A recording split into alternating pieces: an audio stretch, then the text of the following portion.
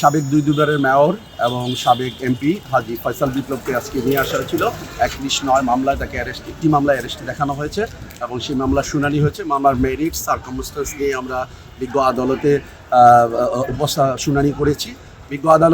আমরা যেটা বিজ্ঞ আদালতের মামলার মেরিট ছাড়া যে সার্কামস্টেন্সটা তুলে ধরেছি সেটা হচ্ছে যে এখন পৃথিবী সমস্ত কিছু হাতের কাছে, যে কে কোথায় কোন অবস্থায় ছিল। 4 তারিখে যে বিপ্লব মুন্সিগঞ্জে ছিল না, তার ফোনটাকে দেখলেই বোঝা যাবে যে সে ওই সময় তার উপস্থিতি কোথায় ছিল। বৈষম্য বিরোধী হত্যা মামলার উনি হইল অন্যতম প্রধান আসামি। উনি মুন্সিগঞ্জ 3 আসনের সাবেক সংসদ সদস্য ছিলেন। ওনার নির্দেশে এবং ওনার পরিকল্পনায় এই মামলার এজাহার অনুযায়ী 3 জন লোককে হত্যা করা হয়েছে এবং ওনার লোকের হত্যা করছে এবং অসংখ্য ছাত্র জনতা গুলিবিদ্ধ অবস্থায় পঙ্গুত্ব অবস্থায় জীবনযাপন করেছে। যে উক্ত মামলায় এখানে 3টা মামলা হয়েছে হত্যা মামলায় এবং আরও 326, 307 মামলা হয়েছে। 300 হত্যা মামলার যেই একজন ভিকটিম ডিসিস্ট সজল, এই সজল হত্যা মামলায় আজকে ওনাকে রাষ্ট্রপক্ষ 10 দিনের রিমান্ড চেয়েছিল।